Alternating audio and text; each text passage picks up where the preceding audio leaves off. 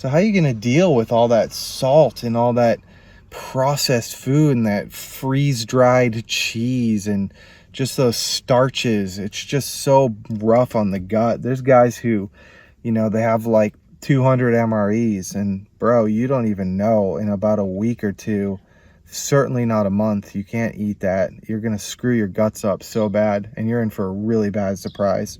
For 20 years, I was what you would call a city slicker. One item in the fridge, unprepared for how fragile our modern system is. I never had a father take me hunting or a military background. I'm not rich, I'm just an everyday dude just like you.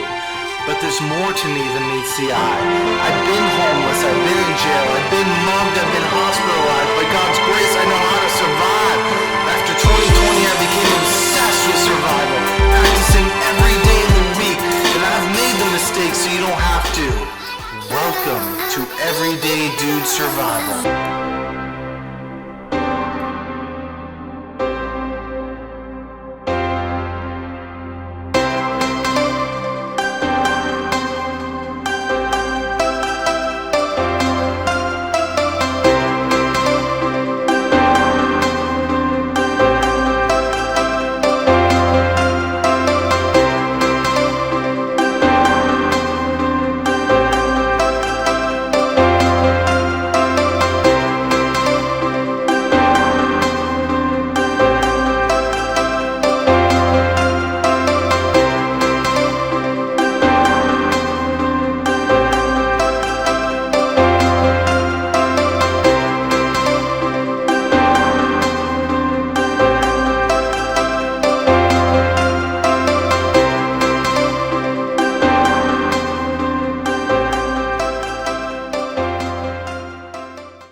What is up, YouTube fam?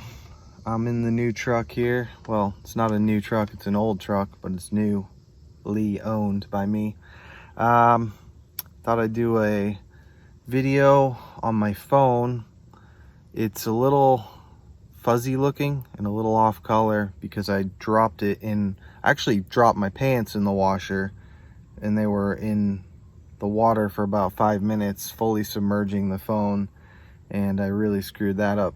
And I didn't want to pay hundreds of dollars for a new phone, especially when I'm trying to make this channel better and save that money for a camera and a microphone system. So I ended up going to Walmart and buying like a $7 kit, and then that kit was what you can use to take your iPhone apart, and I did the rice trick a couple times on top of that. So it's not perfect, but it's working. So I figure in the meantime, I'll make some simple videos that don't need a ton of production. And for this one, I decided to make a prepper pitfall, first in the series, and this one will be on food storage mistakes. The reason I'm making this is because when I was saving for this truck, I didn't want any debt, so I wanted to pay for this truck flat out. We all know what's going on with pricing on everything right now. So I spent it all on the truck. So for about 2.5 weeks, I had to live off my food preps, which I thought would be a good practice run, and it was. That's why I'm making this video. And also help sort of rotate out some old stuff. Got to pull that inside since it started raining a little bit. I since replenished the goods, but I just thought I'd give you guys 10 tricks, what I learned about living off my survival food. A lot of the material on this channel is geared more towards people who live in the suburbs, people who live in a city, and people who live in apartments. Not so much, there's so many channels you could follow for homesteading and people who prep on a farm, or people who have a bunch of acreage in the mountains or the woods. I don't, and that that is the goal, and that's a goal for a lot of us, but most of us are sitting right now watching YouTube videos from our apartment or our suburban house. So I don't recommend living in the city. If you can get out, do it. I have lived in the city most of my life, and I spent a good 2 years planning my escape, and I finally pulled it off. So that's why I live in the South, outside of a city. But it took a lot of time, a lot of planning, a lot of moving around. A lot of things in life had to be changed, but I recommend sacrificing the small comforts and accomplishing a goal like that, as hard as it is. People say, oh, well, maybe you can do it because you have this or that and I don't have anything and blah, blah, blah. You know, I started off that way and I worked really hard and I made a lot of smart decisions and a lot of planning and changed my whole life around, and it didn't happen overnight. We have this culture where we just want to watch something instantly on Netflix, order food by Uber Eats, instantly have it delivered, swipe on a dating app, instantly know if someone likes you, or you know, it's just kind of like this instant gratification culture, and everyone's forgotten that if you really want something, you have to work hard for it. Like this truck I'm sitting in, I had to save for over a year so I could buy this flat out. So yeah, if you're stuck in the city, you can get out. It just takes time and work. So I definitely recommend doing that. All right, first trick is I wish I had more sweets. You know, like as you're anxious, you're kind of miserable eating this like food that you don't really want, like ramen or rice or beans. It's just like so monotonous. It's so bland. So I had like powdered pudding. I made some powdered like lemon pudding or something, and it was the greatest thing in the world to me because it just mixed up the taste and the palate. And you know, that stuff's like 50 cents a box. So I would say stock up on some sweets. There's actually some science behind it. If you get some cacao chocolate, a very high percentage of cacao, you actually will help your brain produce things like dopamine. It will help, you know, with the depression and the anxiety and that reward center in the brain. I'm not sure what other chemicals, maybe oxytocin, prolactin, vasopressin, I'm not sure.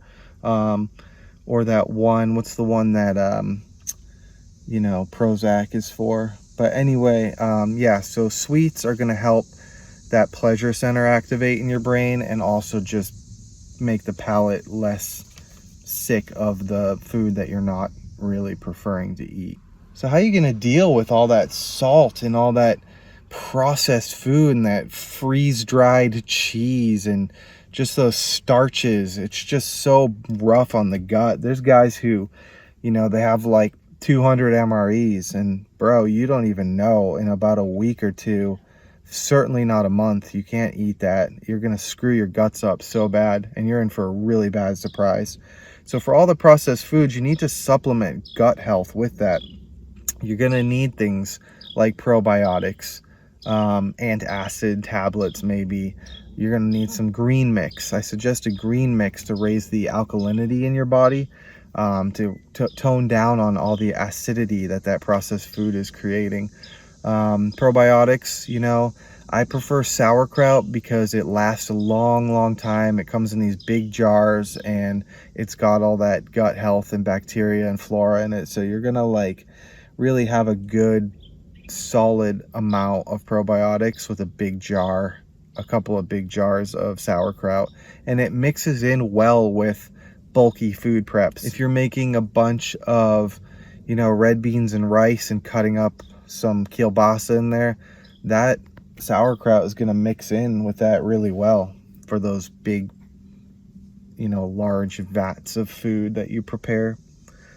Next thing I would say is ration the proportions really well. When you get bored and you get anxious, you start eating more and more. So as I got bored, I just kept eating, and I knew it was there. So I'd be like, oh, let's try these cookies. Oh, that was good. Let's have a little bit of the old beans. Let's get some sausage going. And it was just constant nibbling and eating. And I ended up eating more than I would just on a normal day. So when you're depressed or you're anxious or bored, those are the killers. So make sure you pre-ration. Look at the food amounts you have and pre-ration it out and work that out, because I just noticed that I went through my food preps far faster than I thought I would.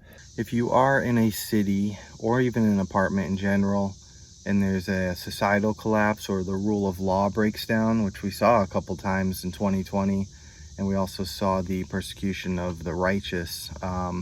So totally not something that's impossible. So one of the things that could happen is people could be going door to door and robbing you. And you know, every prepper group, every single one has about 80% bunch of dudes saying, let them come, man, I got the guns, blah, blah, blah. And that's like their only prep. And it's just it's just ego, man. You got to have some backups. So also a good idea for food storage is food caches or caches. So it wouldn't be a bad idea to have some stuff buried outside. You know, even if you live in an apartment, you can hide food in different parts too. And also, you know, you're not just stuck there. You can actually find your local nature preserve that has, like, you know, or state park or something that has some places you can go hide stuff.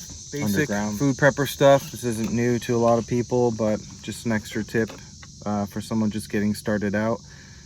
Make sure you rotate, check your dates, and do a test run like I did. You could see what you like and what you don't like. You know, I didn't have to buy a bunch of, let's see, those powdered potatoes. Like, I got sick of those powdered mashed potatoes real fast. But I wish I had way more Chef Boyardee ravioli cans, you know? So see what you like and what you want to stock up on, and do the test runs. See how your belly handles certain things. Next step is the overabundance of dry goods. I needed more meat. I did not have enough meat, so I had tons and tons of spaghetti and rice and ramen and just things like that. It was just too much dry goods. You definitely want to supplement. Remember when you were a kid, the 4 food groups was a big thing? You're gonna have to get back to basics like that and get those 4 food groups. So if you need fruit, I suggest a lot of freeze-dried stuff because that's gonna work. And that freeze-dried fruit will also go back to the digestive health that I was talking about. If you get prunes or figs or raisins, that's gonna help with that. And also just maybe apple sauces and things like that that you can, I'm purposely making sure I don't have a ton of refrigerated or frozen stuff. You know, fruit would be great. Fruit juice, vegetable juice, really good to supplement. And also fruits in the freezer and vegetables in the freezer. But what if part of your disaster was losing power? So you don't have that. So you want to have these dry or freeze-dried options. Speaking of no power, you know, there's guys who prep and they have a year's worth of deer meat in their freezer. And they don't have anything else. So if you lose power, you're gonna have all that rotten meat, and you're like, oh yeah, well, I can salt it. And you're like, what, do you have just wheelbarrows of salt waiting out back? Are you gonna smoke it and let the whole neighborhood know who's got the food to come raid? So make sure you diversify what you have. So something I noticed that was good, that kind of already diversifies the food groups for you, doesn't require refrigeration, is filling, and kind of has a mix of everything and lasts forever, is soups. Soups are the winner of this challenge that I did. Soups and stews were going to be the best thing because those things last forever. You don't even need to cook them. You can just cut the can open and go straight from it. So it's going to be the ultimate survival prep food for sure. Another thing was make sure you get your vitamins and your hydration. So I have many ways to procure water. It's always a good idea to have water. Of course, if you have the homestead, you have those giant water tanks. You know? I noticed that if you're in your apartment, you're not going to have the space for those giant water jugs, but you can still get tons of water stored in there. I could fit gallons and gallons and gallons and gallons of water all across the top of my cabinets. So the thing is, I did notice you could buy these 5-gallon water jugs at like Walmart super cheap for like 15 bucks. But then I thought, well, why would I get a 5-gallon water jug for 15 bucks when I could just buy 5 1-gallon waters at the grocery store for 89 cents? So it doesn't really make a whole lot of sense. The only thing that's good about those is if you get them like a blue color or a green color, the light isn't getting in there, making that algae. But it isn't sealed. You're filling that water up yourself, and so you're probably going to have to figure out how to seal it or disinfect it or put bleach in it or something when it does come time. So I've just found buying the single gallons or like the 2-gallon jugs at the grocery store far cheaper, and as long as you keep them out of the light or put something over the top of them, it's going to be good. So just remember to have multiple ways to cook, multiple ways to store the food. If you lose power, a lot of it's going to go bad if you had it frozen. If you lose gas or electricity, again, it's going to be hard to cook. So you have your propane, have your grills, have your fire, methods of fire, a solar stove maybe. That's another option too. And for my final tip, I say get a bunch of sauces. Sauces just help. I was putting Texas Pete on everything just because it just makes everything taste better. So if you get a bunch of sauces, especially like hot sauce where you don't have to refrigerate it, always helps. Seasoning's good too, but I don't know, something about seasoning just gets old fast compared to sauces. You can mix it up, you know. So I would say just go to the dollar store and get like 10 different sauces and throw them in your cabinet.